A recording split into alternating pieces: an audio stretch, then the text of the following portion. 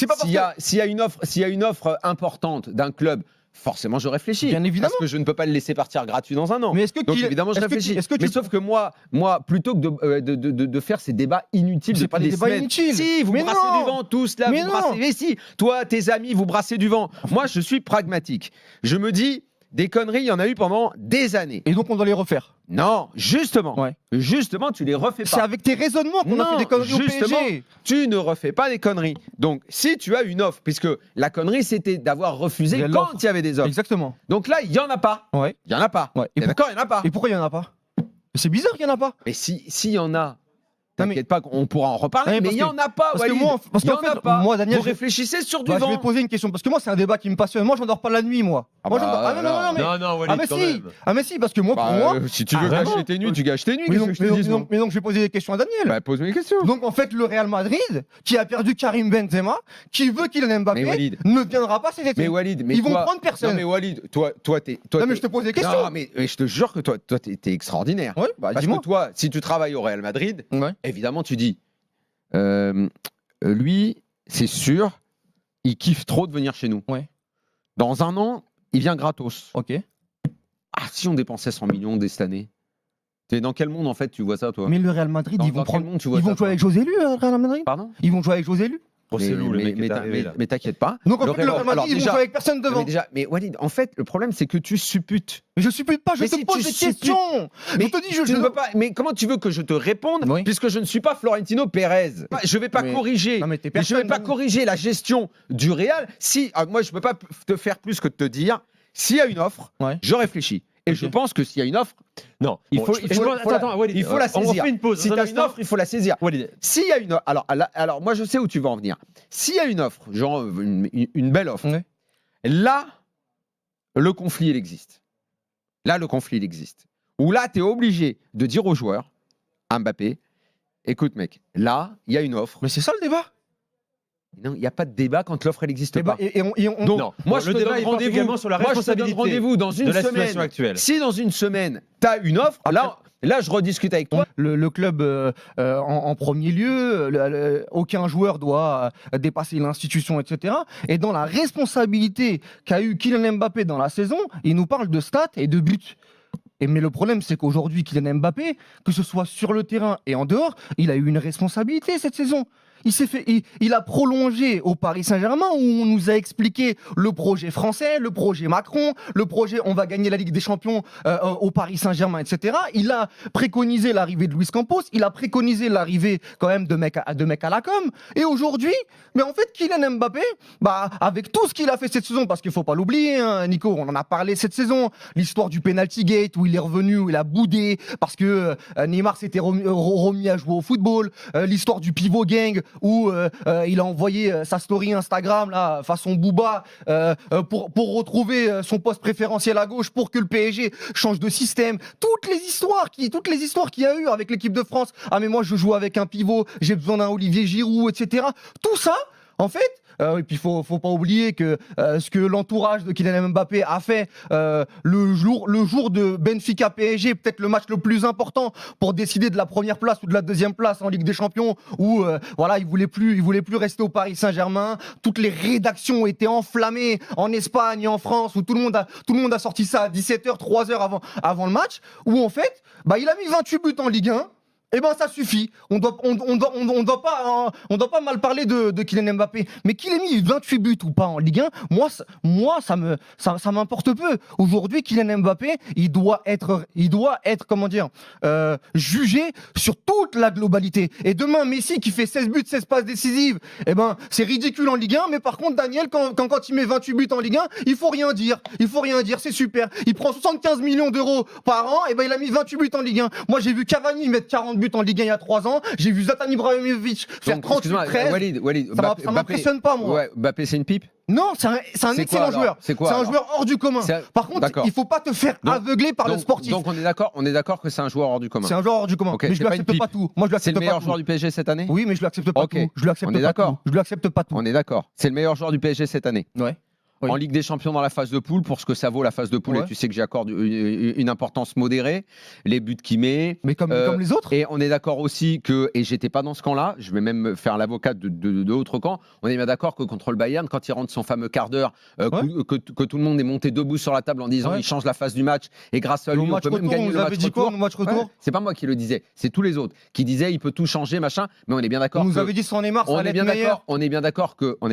Ne parle pas des joueurs qui ne jouent jamais. Ouais, non, d'accord, il faut pas en parler. On avait dit c'était une équipe plus équilibrée que laisse parler Daniel. On ne peut pas parler de joueurs qui ne jouent pas. Non, mais ça on s'en fout. Qui sont des tirs au flanc. C'est pas la même histoire. C'est pas la même histoire. On est bien d'accord que c'est pas la même histoire. Oui, bien sûr. Parlons de Mbappé. On parle d'un joueur qui cette année, effectivement, moi je te l'accorde sans problème, a eu des comportements très souvent au-delà de l'individualisme et pas du tout dans le sens du collectif et du club. Ça marche. On est d'accord. Ok. Là-dessus, j'ai aucun problème. Mais on le dit pas à dire ça. Bah, tu l'as dit, et moi j'en ai pas parlé l'autre soir, donc tu peux pas me reprocher de ne pas. J'en ai pas parlé. Si quelqu'un me dit, est-ce que cette année, toutes ces sorties, il a été toxique. Oui. Je pense qu'il a été beaucoup moins toxique que Messi, qui ne voulait pas jouer. On s'en fout. Mais Messi est parti. Messi est parti. Alors, Daniel. je pense qu'il a été. Ok. Je pense qu'il a été beaucoup moins toxique que Neymar. Beaucoup moins toxique que Verratti, tous les tirs au flanc qui ne veulent plus jouer, qui ne s'entraînent plus. Mais tu sais que maintenant, tous les soirs, on est au courant. Tu sais que maintenant on est au courant des programmes d'entraînement changés par Messi avec l'aval de ses deux copains Neymar et Verratti.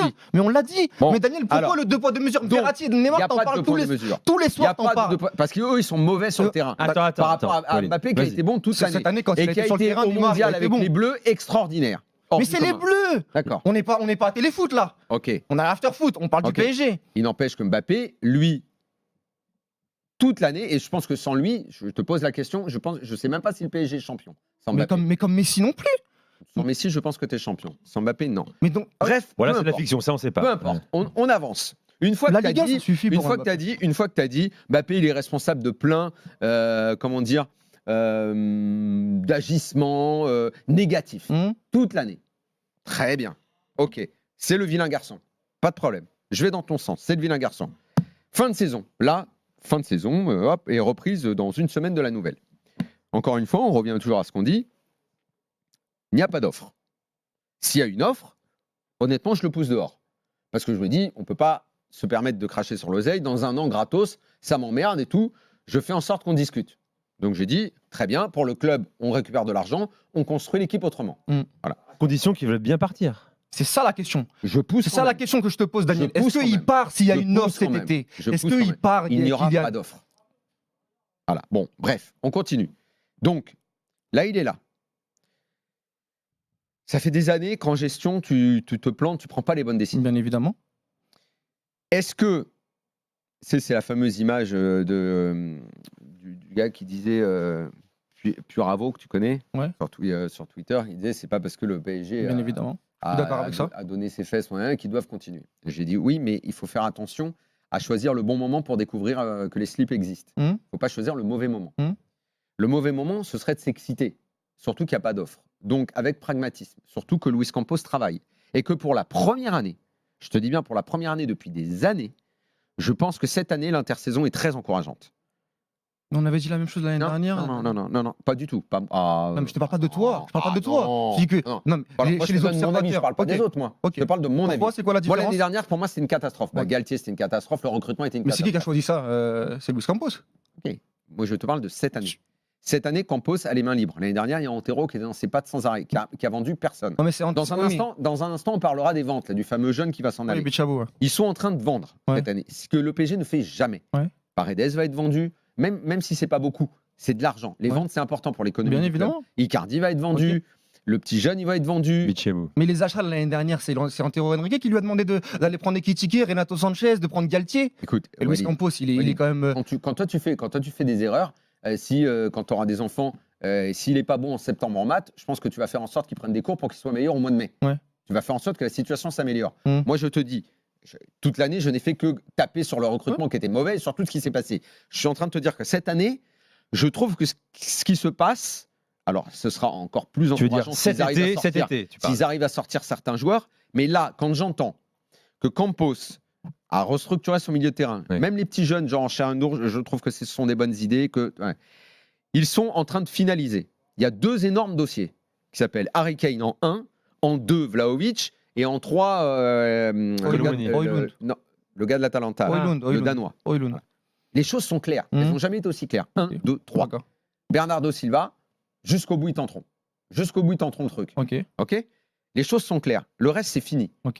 Si Campos, alors, et quand il va parler à Kane, Kane a demandé est-ce que Mbappé sera encore là ou pas? Ça peut perturber le mercato quand même, tu vois.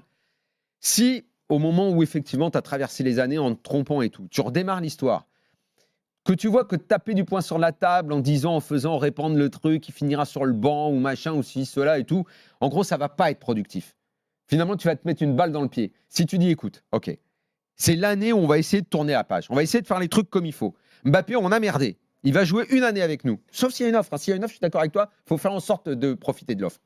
Je construis l'équipe avec Mbappé, Kane, Bernardo Silva s'ils arrivent à l'avoir, ou un autre. Le milieu de terrain avec les recrues qu'il y a eu là, permets-moi de penser qu'avec Luis Enrique sur le banc, eh ben, il y a très très longtemps qu'au mois d'août, par anticipation, tu peux t'attendre à ce que je sois enthousiaste. Et ça fait des années que je ne l'aurais pas été. Mais donc tu vas construire avec un mec qui peut en janvier. Et je répète ma nuance très importante. Daniel, pour l'instant, Kane n'est pas là non plus. Là, il n'y a rien pour l'instant. Mais au moins c'est clair. On sait que c'est Kane, Vlahovic, le Danois. Moi, Daniel, pour l'instant, il n'y a personne. Højlund. Mais Daniel, donc tu vas continuer de construire avec quelqu'un qui, dans 6 mois, ça va peut-être lui donner le brassard de capitaine. Mais ça, c'est pas. Et qui va prendre jackpot l'année prochaine. Si tu ne peux pas faire autrement, et tu vas perdre 200 millions. Si tu ne peux pas faire autrement, tu fais quoi? S'il n'y a pas d'offre. Si tu n'as pas d'offre, donc tu es bien obligé de faire avec. Tu vas pas te priver de lui. T'es battu. T'es battu. Donc, quitte à être battu, autant que ce soit un, pas gagnant-gagnant, mais un demi-gagnant perdant, tu vois ce que je veux dire. Par contre, tu construis l'équipe, comme j'ai dit, avec une nuance très importante. Pas autour de lui, avec lui.